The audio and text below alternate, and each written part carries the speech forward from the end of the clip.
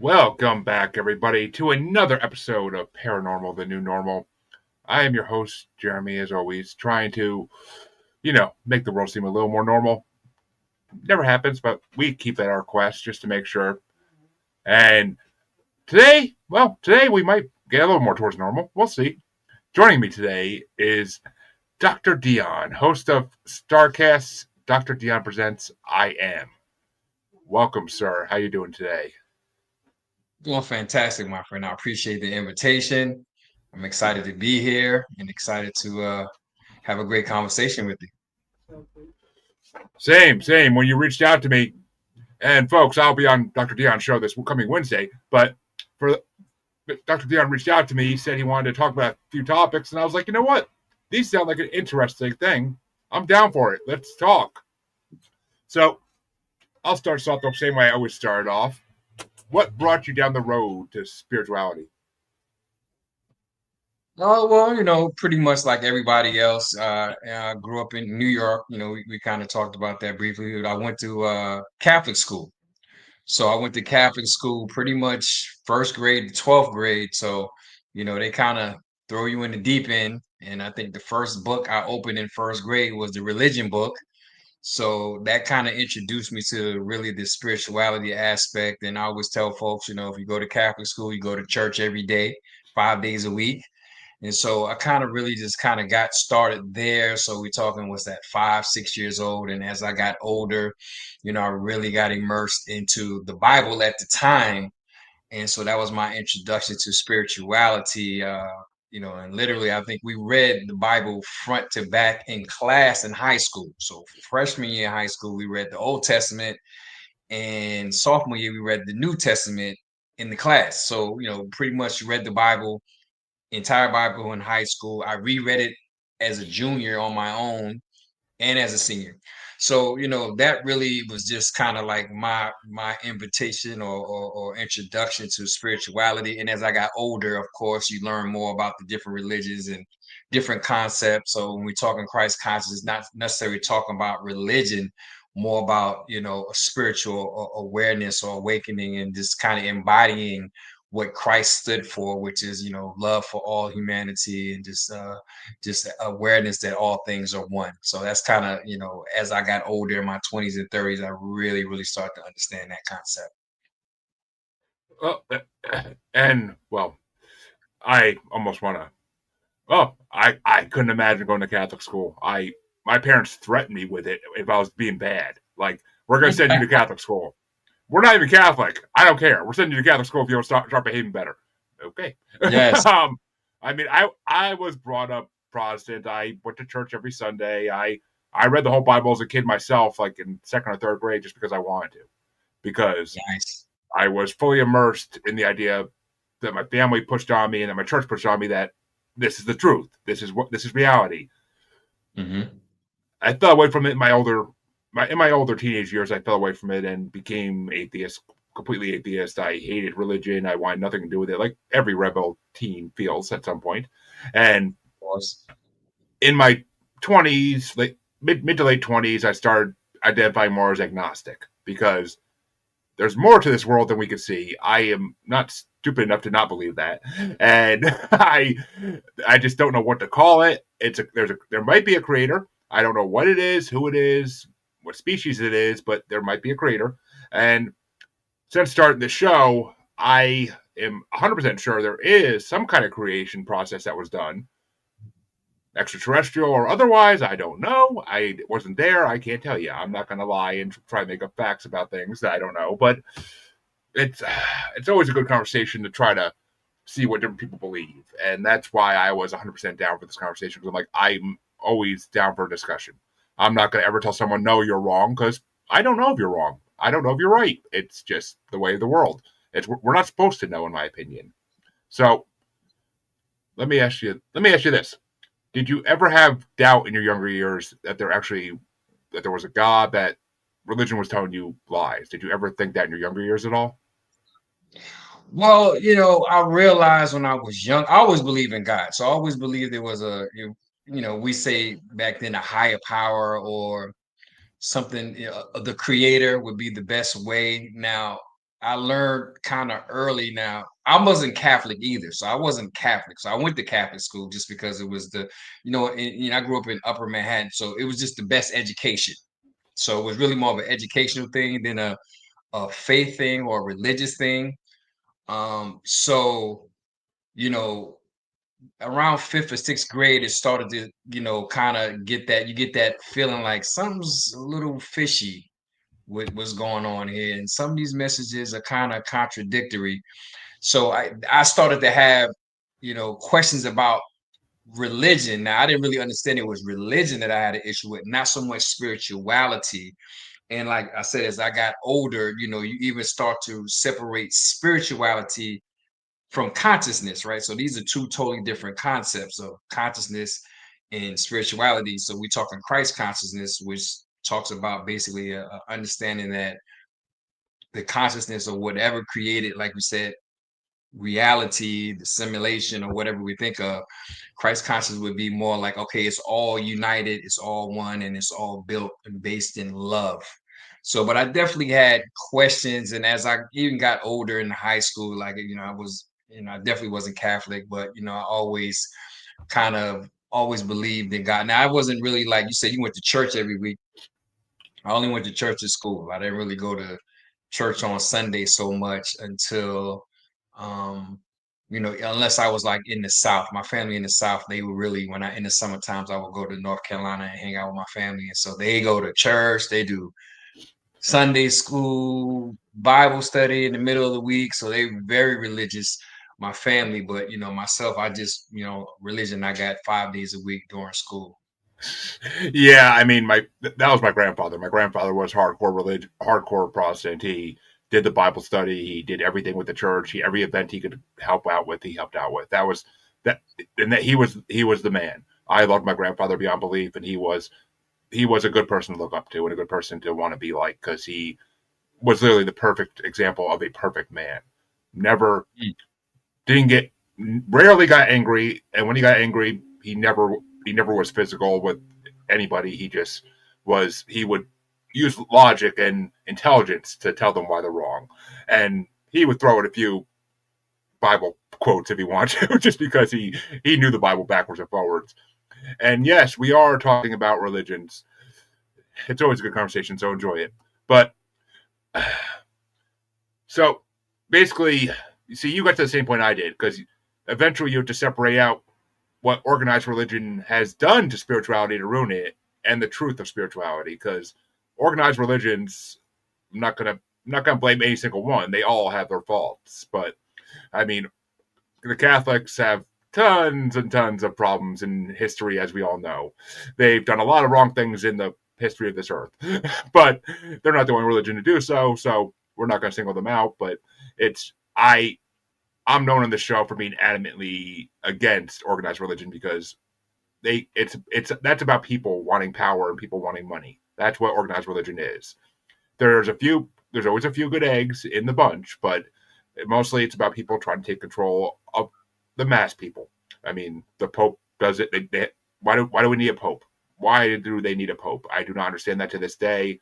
I mean, do you see a reason for there to be a Pope like anymore? Like it's kind of senseless nowadays. Well, it's kind of traditional, the Catholic, the Mother Church. So I'm kind of like you. I always tell folks that they ask me these questions, are you religious? And just honest, I'm more a spiritual person, what religion are you? I'm more non-denominational, meaning that if you invite me to your church, Pentecostal, Methodist, Baptist, I don't have a problem coming. I don't have a problem listening to a message. But like I said, I'm more spiritual, and the difference between being spiritual and religious is that I love all religions, right? Because I love all people, right? I love all things. I don't because you believe a certain God or a certain faith, that I feel a certain kind of way about whatever you represent. Now, I do agree with you. Like, I have these conversations because, you have family members, and I say, well, are you familiar with the history of religion? And I think that's kind of where it started as well. Like, we have social studies, right? When you just study history of the world and you start to really listen to you know, um, what happened during the 1300s, the 1200s, and with the, Hmm. the church and the state and all these things, and the 100-Year War with the Muslims and the Christians, and the Roman Empire and all these things that went on, the Nicaea Council of Nicaea. We understand that it was some stuff going on, and like you said, it was more about power and control than it was about spiritual awareness and awakening. And it's kind of still the same way if you don't really, expand your mind and kind of say, okay, what's really going on here? So I always tell folks, I love all people. If you're atheist, if you're, Christian, if you're Muslim, if you're Mormon, doesn't matter, because we're all here together. So I kind of really go on ancient principles now. So like the Hermetic principle is, all is one is all, which basically means that, like we talked about aliens, the aliens are a part of consciousness or part of the creation. So we're all connected, even if we just want to do quantum physics, we're all connected from an energetic standpoint. And so that's kind of how I always view things. And when we say Christ consciousness, we just say that, I'm looking at it from a loving standpoint and not so much an antagonistic standpoint. Exactly. I mean, as much as I almost dread bringing this up on a live podcast, I I absolutely the person who vocalized this the best, that whole theory the best, was honestly Charlie Kirk. He all he wanted was for everybody to come to Christ. He never tried to preach any certain religion. He just wanted everybody to come to Christ. And there's a great reel where a Jewish woman is yelling at him like, "You want me and my people to come to Christ?" And he's like, "Yes." Why don't you get that?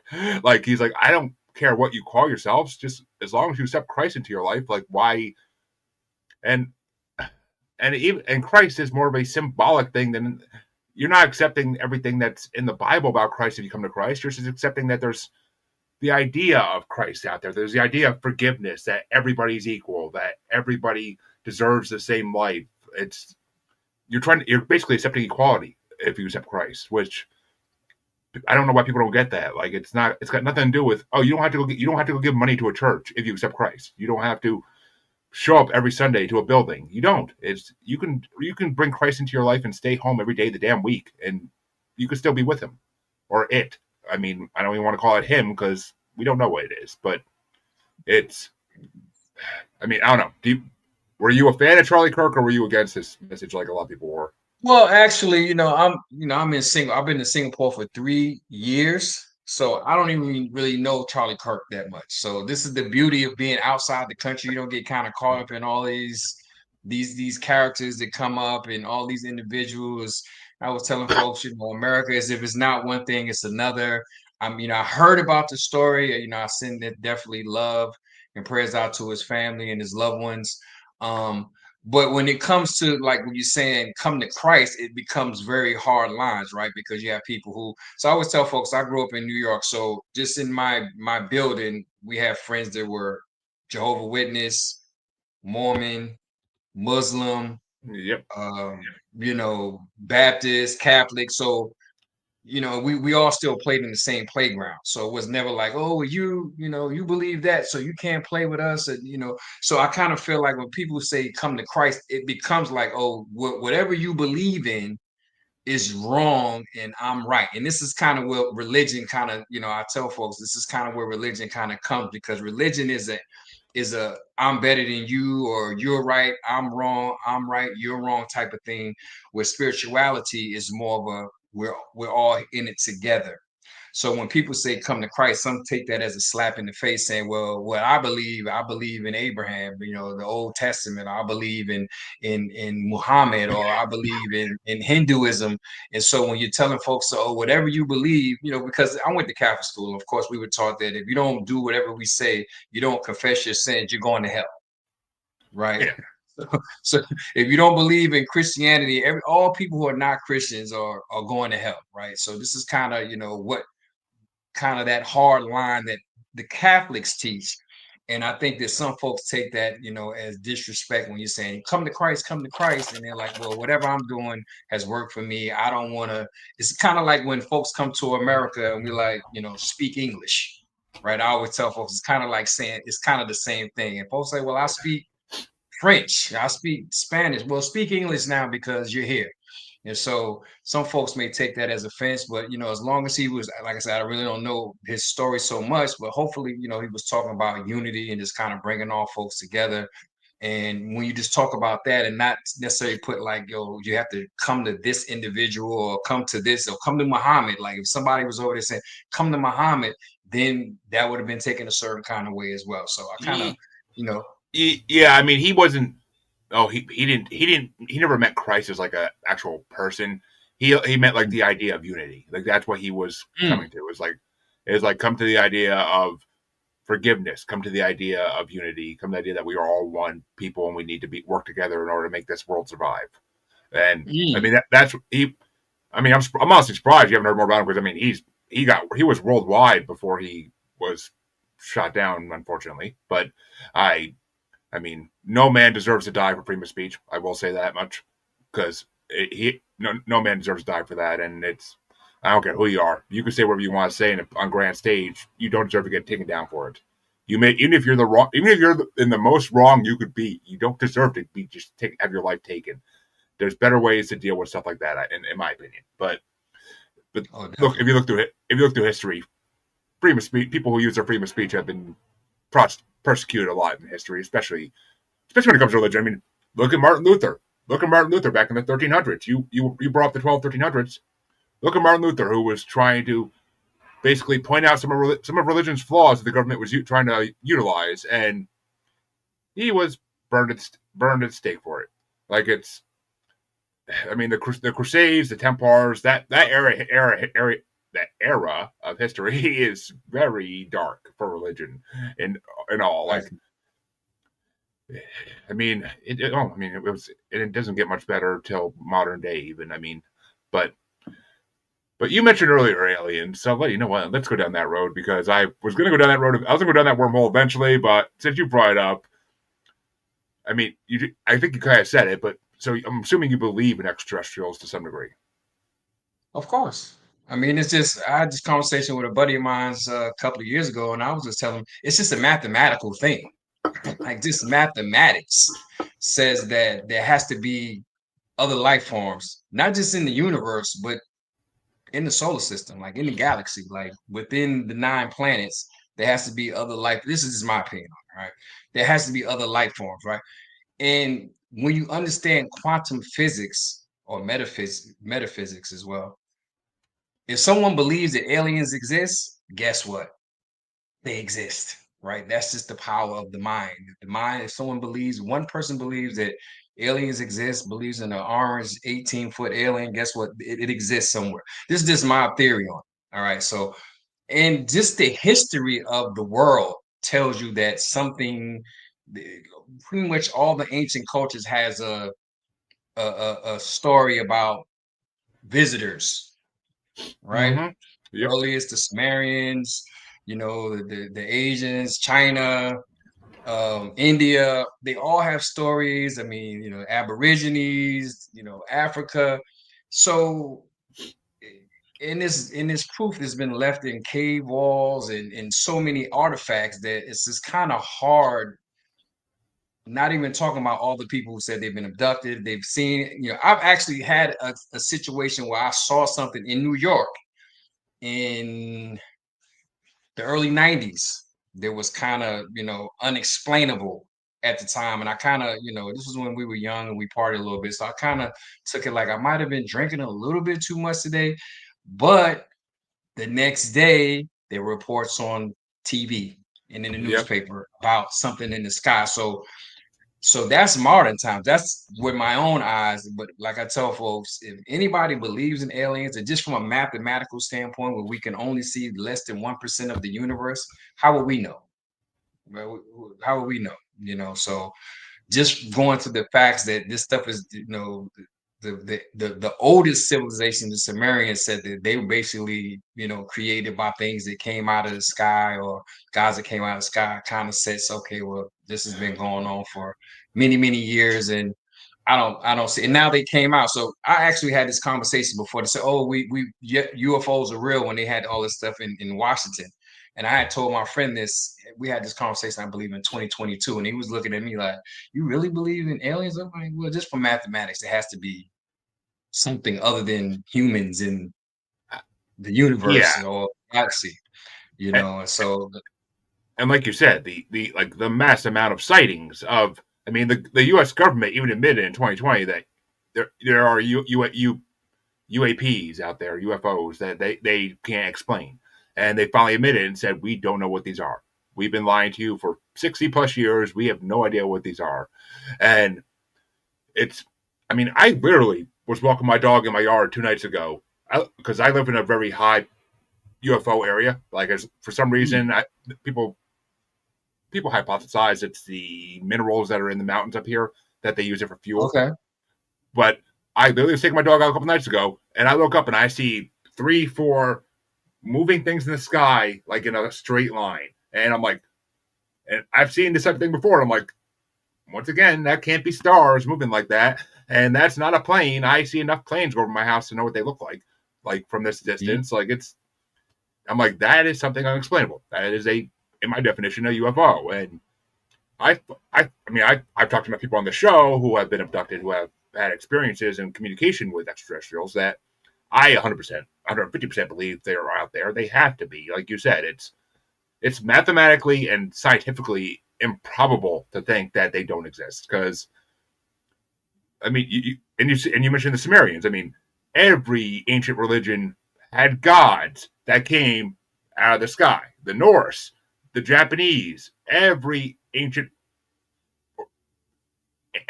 civilization had some kind of belief of gods coming down from the skies to help them if you pray to them.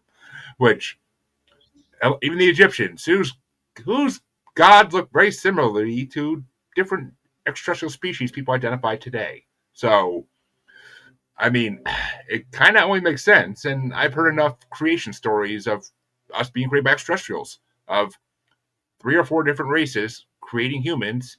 What they create us for is up for debate. Slave race is the most common theory I've heard, but there's also the idea that we were created as a experiment of types. But I mean, it plays into a lot of history, a lot of biblical history as well. I mean, the Great Flood. There are extraterrestrial versions of that story where extraterrestrials saved half of humanity and took us underground, and that's a society that still is that we can't say what happened to it. Maybe we did come back up, and maybe that's star seeds today, or maybe it's a society that's hidden away somewhere, like in a hollow Earth or in Antarctica where nobody goes.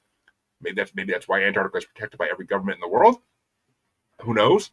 But I mean, you're right. People really have to be naive nowadays to not realize extraterrestrials are existing, are around our planet, and are possibly, most likely, on our planet already, hidden in disguise of some kind.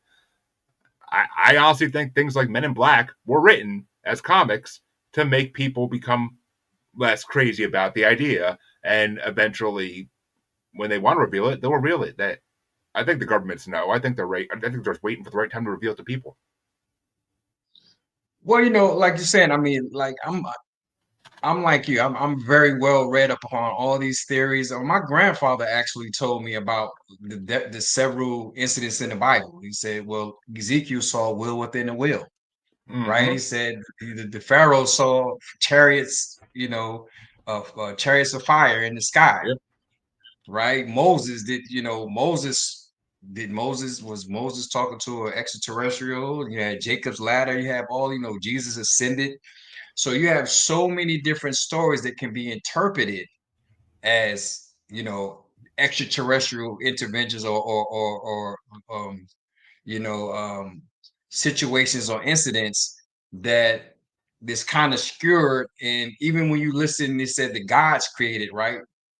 The gods created. So, you know, the Anunnaki Mm-hmm. was created, you know, and you know, let us see us in their in our image, right? So it's not one God, but the gods, right? And some say, oh, it's a lowercase g. They created, like we said, they have theories that we were created in labs, and we this is this like if you watch the Matrix, this is the sixth iteration of humans. I've heard that theory before, and like you said, you know, you have uh what's the ninth planet again? Oh, God, it's Nibiru, truly, Nibiru, yeah, yeah, it's truly, Nibiru. yeah, all these things and Anunnaki and so yeah, I mean it's just so many stories and we're not even talking about the ones we talk about the underground, right? The underground realms of extraterrestrials, right? When we Yeah, talked about the Hopi Indians, and so so many stories, so many different entities, and if you really just know history, so I'm like I like to call myself an unofficial historian. So I've studied so many books just on history because I always tell folks when you understand history, you understand the spirit of man. So just like you were talking about when we go through you know, the Dark Ages, which is pretty much 800 to 1200 or so, until we get to the Renaissance, a lot of things going on, a lot of wars, a lot of just conflict over religion, right? So we're killing in the name of God. So doesn't really make sense. It really shows that mankind's spiritual nature was not as high as it used to be back in the days. And I think that's why a lot of the stuff that so I'm in Asia now, but you know, a lot of these things are these old monuments are hundreds, thousands of years old. So how intelligent did these people have to be to understand, okay, let's create things in stone because if we create things in stone, guess what? They'll be here for thousands and thousands of years. And how they do it, we don't know, right? So now we're talking about technology that we can't even explain either. So we haven't even talked about all these artifacts and all these great monuments that are hundreds, if not thousands, if not tens of thousands of years old, that we have no idea how they built. Like the yeah, pyramids is just the one that we would just say, but it's hundreds of pyramids in the planet. So, you know, how there did they is. get built? There's pyramids. I mean, everybody knows about the Egyptian ones, but there's ones all over South America. There's ones all over different parts of Africa as well. There's ones underwater in the oceans, which don't even get me started on why they're there, because that's a whole nother theory. But I mean, they just recently found that there are huge rods connecting the pyramids in Egypt. Like they're underground. There are metal rods that basically are almost like power nodes underneath the. Which why are they there unless they were built by some advanced civilization to for some kind of device? I don't know what they would even use it for. I mean, for their ships to charge their ships. I don't know. Like it's beyond my grasp of science because it's beyond Earth science. It's outer space science basically. It's advanced alien science, which who knows what they use it for? I mean, maybe they used it to control the Earth. Who the hell knows? I mean, We never know. They could have been doing like Tesla, you know, it could have just been a worldwide energy source. Who's to if say? Like, you know, from what I've heard, they were just, you know, the pyramids aren't tombs. They're just, you know, giant power rods or what is I just saw something recently. They were saying that they're circuit boards, right? yeah, They're just giant circuit boards. So if you look at a microchip now, and if you go, you know, 10,000, 20,000 feet and look down at these locations, they look like circuit boards, right? But what we're doing small, but this is on a grander scale, right? So who created that? Who could see it? We talk about the Nazca lines in South America. Like who created this? Right? You know, you got all these ancient because you know it's always one of my bucket lists to really go to a lot of these ancient sites, yeah, you know, that same. it just can't be explained. And so it's just so many of them that you know when I have time that I'm definitely going to visit as many as possible.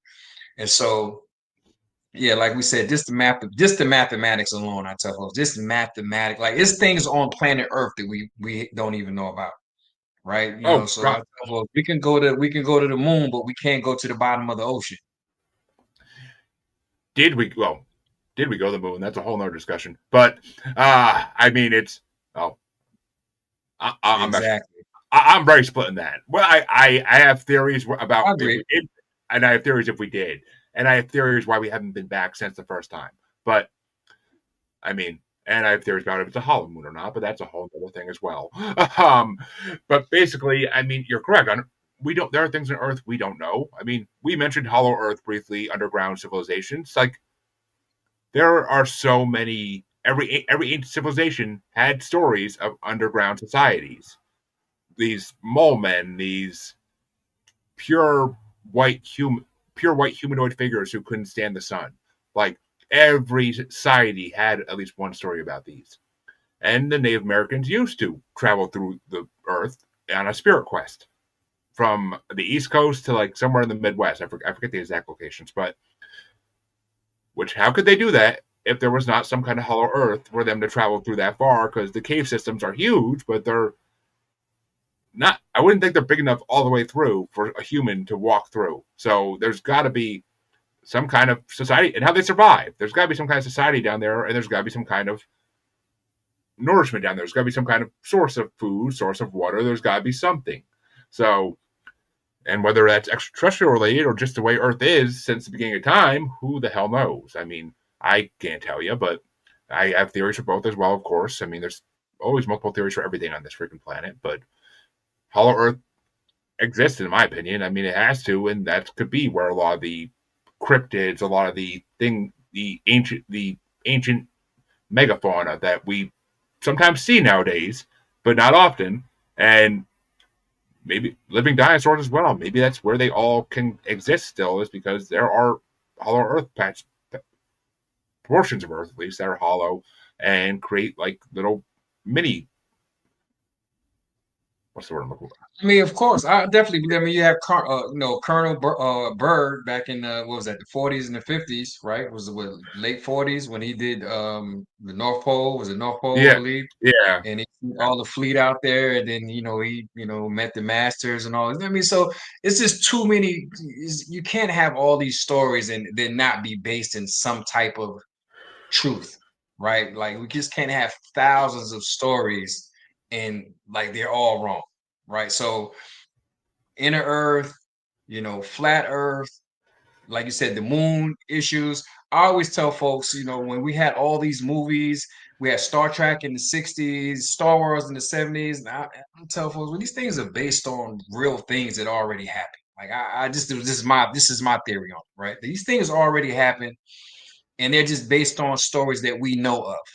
Somebody knows of these yep, stories, right? Of these galaxies far, far away, and these galactic federations, and all these things that we kind of hear about the galactic federations.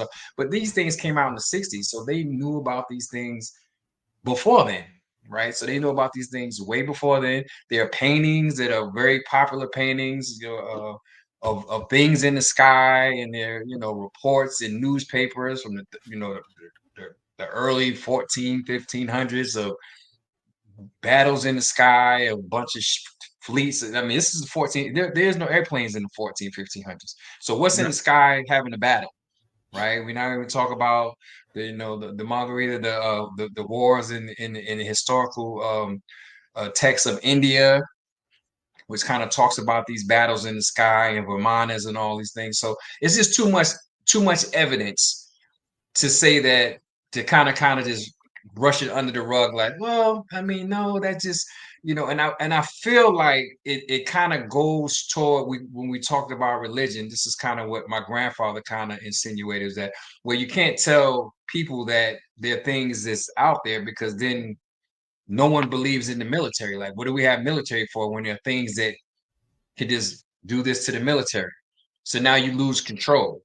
So, and then religion also becomes affected by that. So, military and religion institutions are affected if we do know these things, and now we can't control because we can't separate, right? Because yep. now it's about the planet Earth and not so much about your religion, your faith, your nation, your country. So, all of these things kind of are impacted when you say, okay, aliens exist and it's something we need to do about them.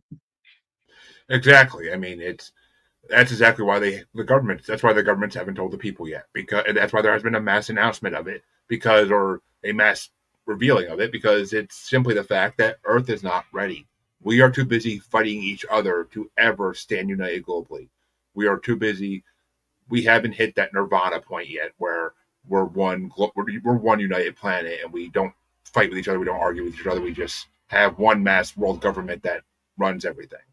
We're not near that point yet. We probably won't be for a long time, because, God, we fight among each other in our own countries, let alone other country versus country. Like it's just horrible. Like every country has its issues. It's not just one. It's every country has issues in this planet. So it their spiritual awakenings are happening. 2027, I keep getting told is going to be a big year for some reveals and for a mass spiritual awakening to begin, where maybe we will start heading towards that. But and I think something like that would make us start thinking more globally than locally, if that's what it would take, something outside of our realm of normality, such as aliens existing, that everybody has to finally admit it, and there can't be deniers anymore saying, oh no, they don't, there's no such thing as aliens, which how can anybody say there's not? I mean, like we said earlier, how can anybody really even think that to this day is beyond me? But people are stuck in their ways. The religion has blinded people for generations, and the government has too. They make everything into a fantasy movie, into a farce of what is really out there. You said it. Star Wars is actually based on from what I've been told, on a Palladian Arcturian war that they were in with other species. So it's based on that loosely. But Predator, I knew someone who I met. I didn't know. I didn't meet this man, but I heard on another podcast a man was talking, and his father was the writer for the Predator movies, which he wrote based on things he heard about in the military and that he saw in the military. So, gee, aliens that can make themselves invisible. There's a lot. I've heard a lot of stories about that. So, I mean, why wouldn't it be real? Why wouldn't all this science fiction, all this pop culture be based on real things to try to make it a little less scary when it happens, actually, because it will be used to the idea. Because we all love Men in Black movies. We all love Star Wars. Star Wars and Star Trek are two of the most biggest brands in the freaking world for decades now. So we all have been adjusted to the idea that this is awesome. This is a cool thing. We should be happy if this happens. And guess what? They're just softening the blow. That's all they're doing. I mean, Well, like I said, I'm kind of like you. I'm well versed on these things. So, you got Project Bluebeam and all these things of the fake, invasions and all these things. But I personally believe that, we talk about how far we are from unity. But what's going on to me is like I talk Christ consciousness. We have multiple dimensions, right? So, I talk to folks about words, how words can encapsulate and imprison your mind, right? Like we talked about these programs about folks who kind of deny that aliens could be real because they've been taught that aliens and ghosts and all these things that's make believe. And well, we say the universe. And then now we got Marvel that talks about the multiverse. yep. So like a lot of the things that that I'll be talking about are the different levels because there's levels to, like I said, there's levels to this thing, right? And the levels is that okay, you have the universe, which means one verse, then you have the multiverse, which means a couple or a handful, but then you have the omniverse, right? And the omniverse is all of the universes, however many there are, right? So they say how many stars? I think in the known universe, I think they said it's 200 billion trillion stars or something like that. So I tell folks, well, if it's 200 trillion billion stars, it's 200 trillion, it's 200 billion trillion universes, I mean, minimum. it makes sense if there It's is. in theory. It makes We don't sense. know. Yeah, not every star is a sun and can provide life. I mean that's based on science. Not every star out there can be a sun and provide life enough for a whole universe or even one planet. But there are definitely countless other universes out there. We don't have the technology to see them or to visit them. And Well, we can only see what less than 1% of space anyway. So imagine yeah, if you could only, I'll tell you, imagine if you can only use 1% of your heart. Imagine if you could you only see 1% of your vision. Like, how much can you see if you have 1% vision, right? So this is what we actually see. And we're just talking about physical reality. We're not talking about the frequencies, right? We're not talking about the dimensions. We're not talking about the different concepts of these type of realities. So I always said that, like, they talk about space travel. yep, So I always told folks that, my theory on space travel is not that like the Arcturians or the Palladians go from one place in space and we travel through space to another, I say it's a frequency, right? They have the ability to say, okay, Earth is vibrating on what is 2025 on the 2025 frequency. And they have the ability to say, okay, let's go to 2025. And they just hit a switch, just like turning it down on your radio, and then they pop up, and then they can say, okay, well, let's go back to 2030. So a lot of times folks say, well, we saw this ship. I think it's like it was in Pennsylvania where they talked about the bell, that somebody saw the bell in the 40s, and the next thing it crashed in the 70s or something like that in the hill in Pennsylvania. I forgot what exactly the location. So, it's more time travel machines than it is space travel almost in some ways, right? And So this is yeah, why.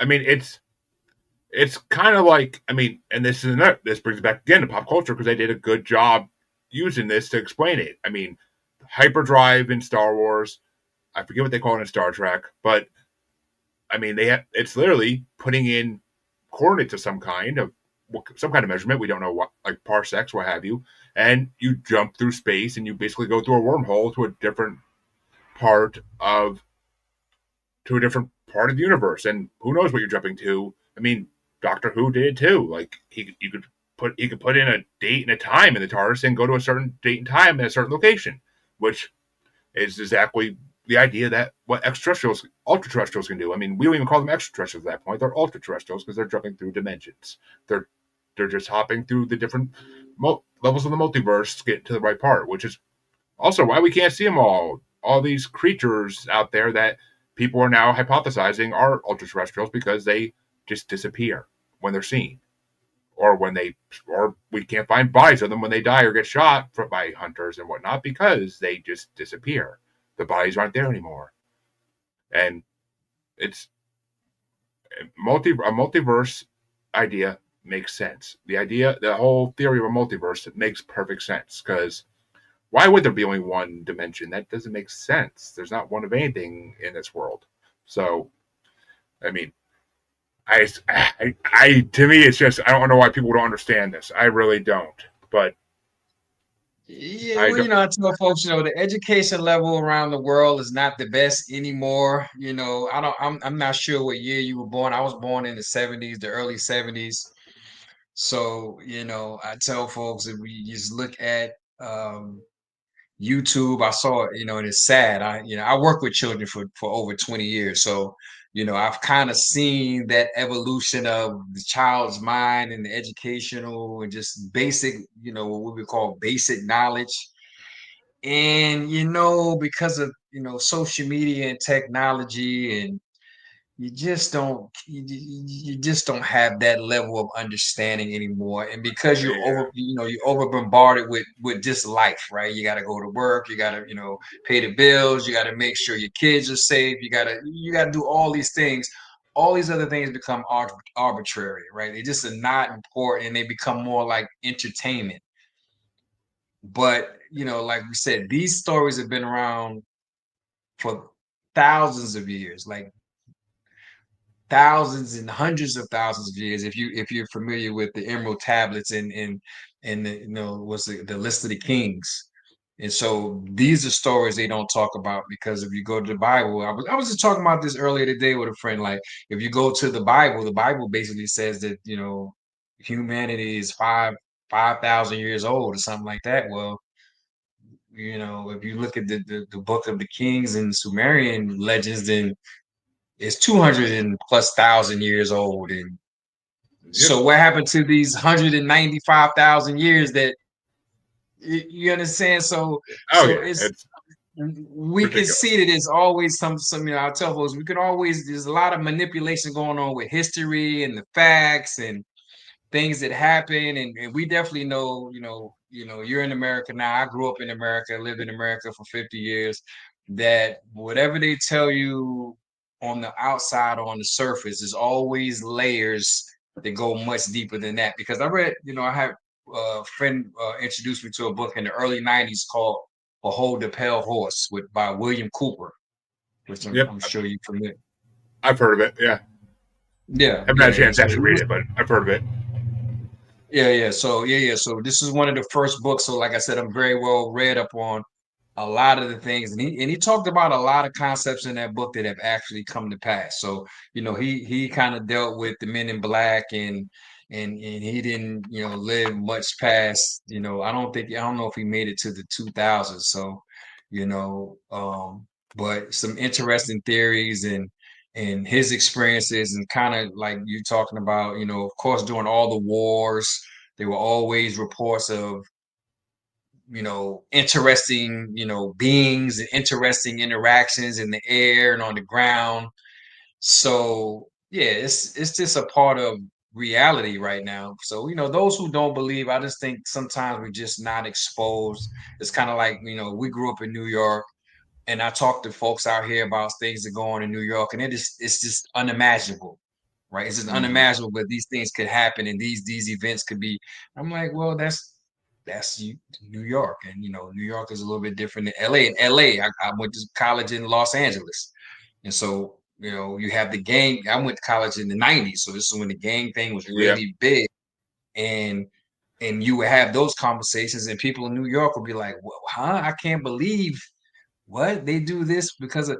And so it's a lot of that, I believe, as well. If you're not exposed to it, it's just very difficult to believe. Like they said, seeing is believing.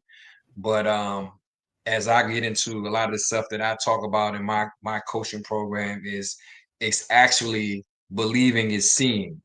So, what you see is just a result. What you create is an inner thing. The physical reality is more of the result of what your inner reality. So I actually believe, this is just a theory of mine, is that you're going to have a split of dimensions. So you're going to have some people who live in Christ consciousness on planet Earth, and then you're going to have some that live, and we'll say, non-Christ consciousness, right? Some that's going to live in the Yeah. love frequency, some that are going to live in the fear frequency. And you're going to decide what you vibrate at. And as you vibrate in a certain frequency, like we talked about, the religions, and if you're in a fear frequency that you're going to hell, and some other, nation or whatever's coming to get you, then guess what? They may come to get you. And then if you have a vibration or a belief system that we're all getting better, we're all gonna come together. We understand that we have control of our minds and our spirits, and we don't let the programs or the paradigms or the pendulums kind of pull us one way or another, and we can kind of be an independent thinker. Then we may shift into Christ consciousness, right? Which is the split over here where the world says, okay, we want to live in peace and harmony and unity, and we don't want to be fragmented and separated and living in fear and scarcity and lack. So, that's kind of a lot of the things that I talk to when I talk to a lot of my clients. We try to find these blind spots and try to, help them to kind of recalibrate and get rid of a lot of this programming. Now, we grew up in America, so we know it's a lot of programming, just your family, your friends, your neighborhood. Like I said, we grew up in New York, so we have a certain programming. I had a lot of family in the South. They have a certain programming, the West Oh yeah. Coast. I lived in the Midwest, I lived in the Deep South. So everybody has a different program that they kind of tap into. And once you realize that, it's all a part of this, it's just all a part of the same, it's just that you got heart cells, and then you have stomach cells, and you have brain cells, and you have, liver cells. But guess what? They all create the body, right? They all work in unison, right? You have red blood cells. And so once we understand that all these components create the reality that we live in, and that, by coming, like, like you said, was it Charlie Kirk? You said, right? We're all Yeah. coming together. Yeah. We're all coming together to make the world a better place. And so I don't know the conspiracy theories behind him. I'm sure there's some theories going on, but as a nation, I feel like, I always feel like it's going to get better. So I'm glad that we had this conversation, and we're going to continue to move forward with these conversations. This helps send a vibration. I always tell folks, send a frequency, send a ripple through time and space, in order to open up these discussions and also make the world better than how we found it. Exactly. And I basically agree with everything he just said. So I mean, it's not. I honestly don't have anything much to say back even because it's all true. Like it's we and distractions in today's youth are 100% accurate. It's horrible. I have kids. YouTube is, I hate YouTube. I hate Roblox. I hate all these distractions that kids have nowadays that suck them in like zombies.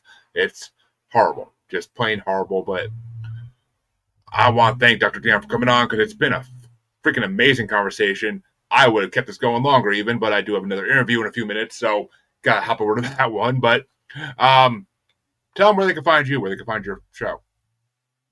Well, my show is going to be on Gnostic, my website. It'll be launching in the next couple of weeks, next 2 to 4 weeks. Dr. Dion presents.com. Whole bunch of great things on there, courses, memberships, course of videos. I'm going to be creating a YouTube channel if you're really going to dive deep on just the laws of self-mastery and, personal empowerment, spiritual enlightenment, and also how to really create and master your reality consciously.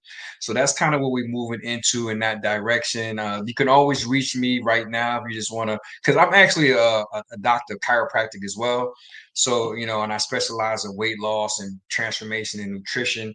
So I always tell folks, wherever you are, right, you want to get some help and some information on being well physically, we can help you with that. Mentally, emotionally, spiritually, we can help you with that. Wherever you need, you feel like you have blind spots, you want to get some help, you can reach me on my email, which is Project Lightbody 1111. So that's at Gmail. So PROJECT Light LIT Body BODY 1111 at Gmail.